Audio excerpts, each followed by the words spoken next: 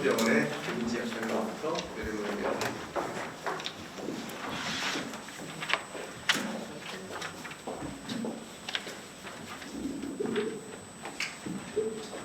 네, 안녕하세요. 삼성서울병원에서 근무 중인 약사 김인지입니다.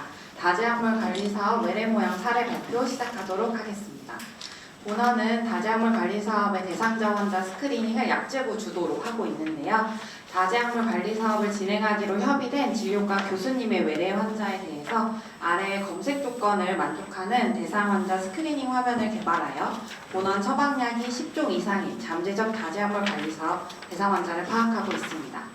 또한 의료진이 진료를 보실 때 다재학물 복용으로 약물 관련 문제가 우려되는 환자를 원내 전산을 통해 다재학물 관리 사업 상담 의뢰하기도 합니다.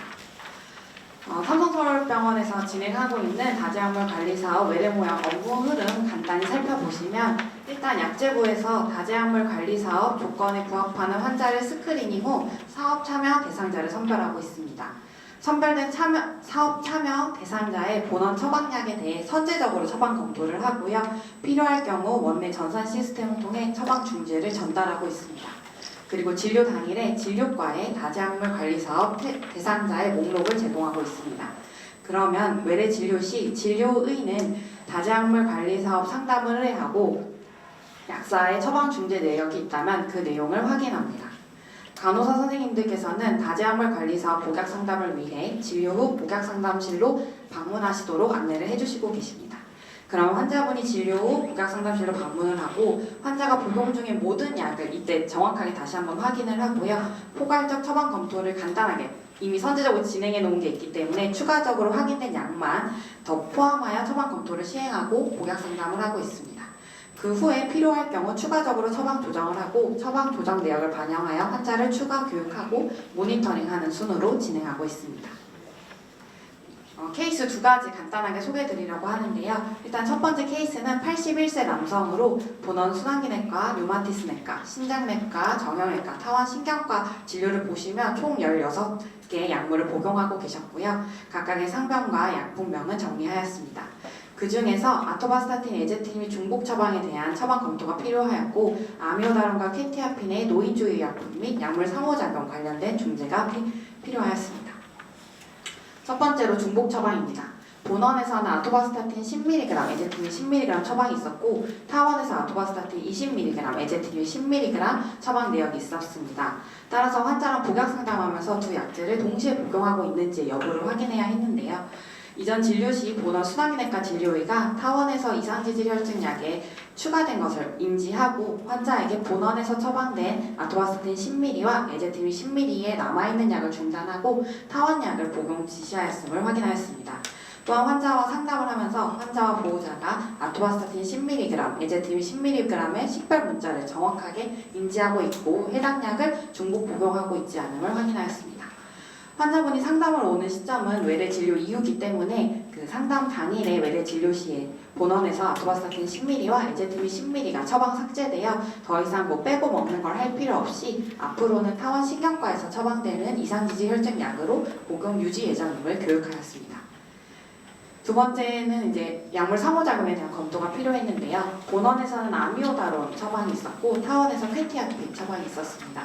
업투데이트에 따르면 두 약제는 모두 QT 프롤롱게이션 에이전트로 병용을 피할 것을 권고하고 있습니다.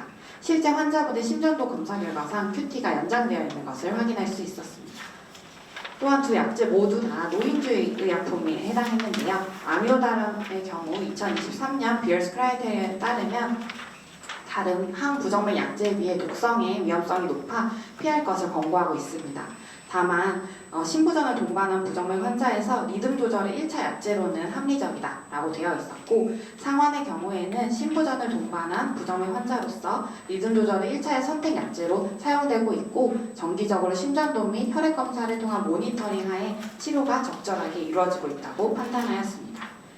퀘티아핀도 노인주의 약품인데요. 비얼스 크라이테리아 내용에 따르면 치매 환자에서 스트로크 그리고 인지기능 저하와 사망률 위험성 증가로 피할 것을 권고하고 있는 노인주의 약품입니다.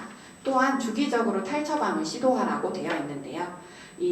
다만 퀘티아핀은 선망 또는 치매 환자의 행동 문제 개선을 위해 항콜린 작용이 적은 비정형 항정신병 약물로 단기간 사용이 가능한 것으로 되어 있습니다. 환자와 복약 상담 시에는 25년 3월부터 해당 약을 추가해서 낙상, 졸음, 인지기능 저하와 같은 부작용 없이 안정적으로 복용 중임을 확인하였고요. 다만 아미오다론과의 상호작용도 있기 때문에 보호자에게 타 병원 진료를 보실 경우에 아미오다론 약을 먹고 있는 게 있어서 심장 관련된 약물 상호작용이 있을 수 있다고 들었다라고 얘기를 하시도록 말씀을 드렸고요. 타 병원에서 진료를 보시면서 아미오다론과 상호작용 고려하여 최소 유효 용량으로 사용 중이다라는 답변을 받으셨다고 합니다. 따라서 본원 순환기내과 진료를 볼 때도 약물 관련된 처방 중재가 필요하였는데요. 약물 상호작용 관련된 중재를 다음과 같은 내용으로 진행하였습니다. 간단하게 같이 읽고 제가 소개하면 루라우 혈관성 치매에 대해 타병원 신경과 진료 보고 계신 분으로 신경 안정 목적으로 올해 3월부터 현재까지 퀘티아핀 37.5mg QD 지속 복용 중임을 알렸고요. 두 약제 모두 QT 프롤ongation 에이전트로 QT 연장 약물 상호작용이 고려됨을 말씀드렸습니다.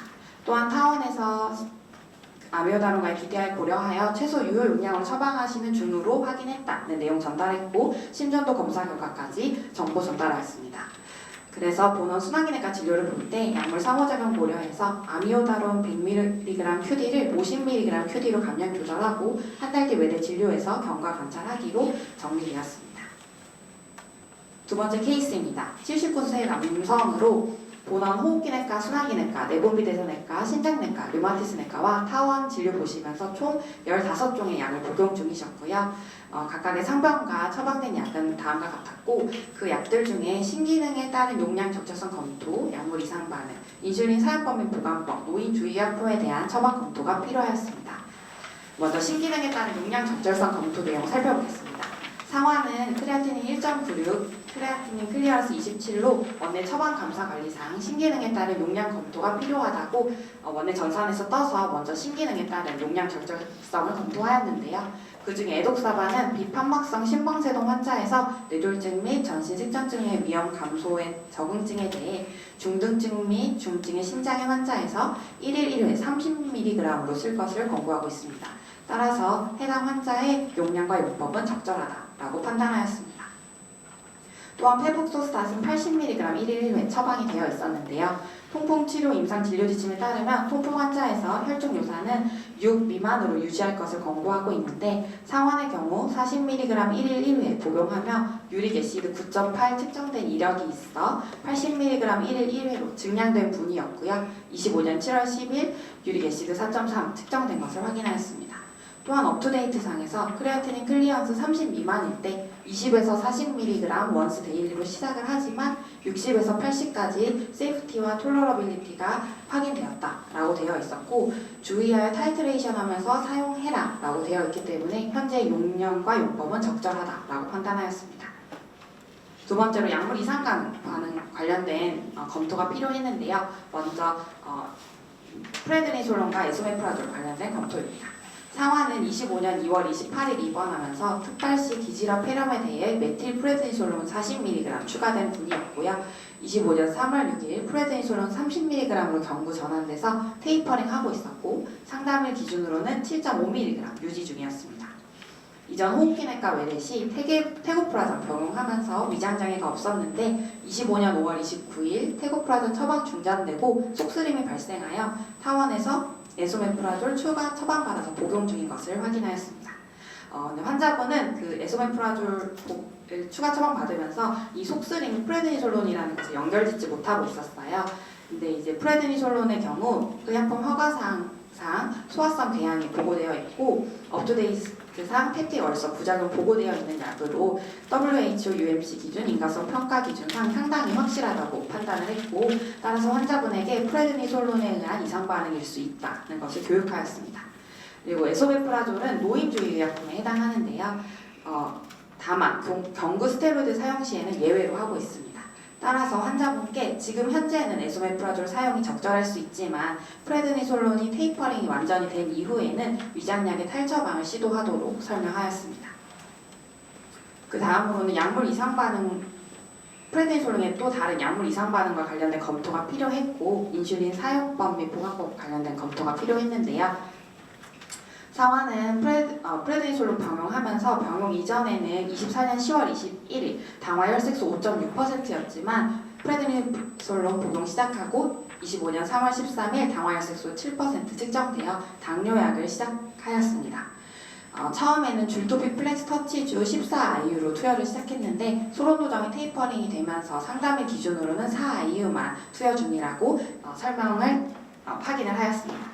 프레드니솔론은 의약품 허가사항 및 업투데이트사항 당뇨병 및 임페어드 글루코스 톨러런스 부작용 보고되어 있는 약이고 환자분의 경우 스테로이드 용량 감량에 따라 당뇨약이 감량되면서 혈당이 조절되고 있는 것을 확인하여 인과성 평가 기준은 상당히 확실하다라고 판단하였습니다.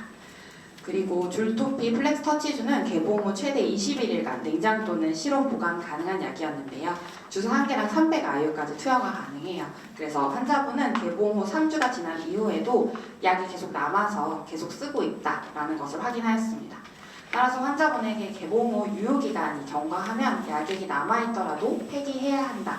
그 약의 유효기간은 3주다라는 걸 교육하였고요. 개봉 후 냉장 또는 실온 보관이 가능한 약인데 환자분은 냉장 보관만 가능한 걸로 알고 있어서 실온 보관도 가능한 약이다라는 것을 알렸습니다. 그래서 마지막으로 사례 평가 자체적으로 해보면 다지약물의 종합적인 점검 및 복약 상담이 이루어짐으로써 약물 관련 잠재적 문제의 사전 인지 및 예방에 기여할 수 있습니다. 또한 다지약물 관리 사업을 통해 치료 이행기에 정확한 실제 복용 이력을 파악하고 약물 조정을 통해 약물 부조화를 예방할 수 있고요. 복약 상담을 통해 단기간 처방약에 대한 복약 순응도, 부작용 용무 등의 정보를 수집하고 평가함으로써 고위험 약물 병용에 대한 적극적인 약물 상호작용 관리가 가능하다라고 평가하였습니다. 이상 발표 마치도록 하겠습니다. 네, 감사드립니다. 올해 삼성설계원이 좀 그 환자 서비스 제공 인원수가 좀 많이 늘었는데 그 좀 2위도 좀 여쭤보시면 좋을 것 같습니다.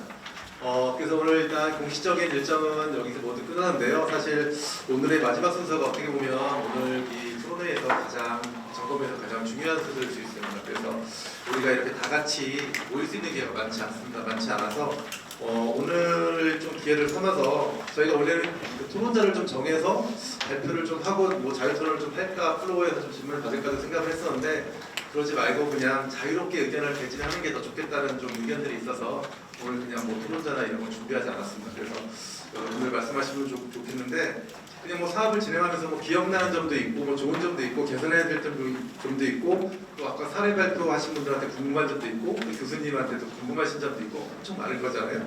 또 공단에 바라는 점도 있고 병원 약사에 바라는 점도 있고 많으시잖아요. 그런 부분들 자유롭게 말씀하시면 되겠고요. 저희가 손 들으시면 저희가 마이크 전달해서 드리도록 하겠습니다.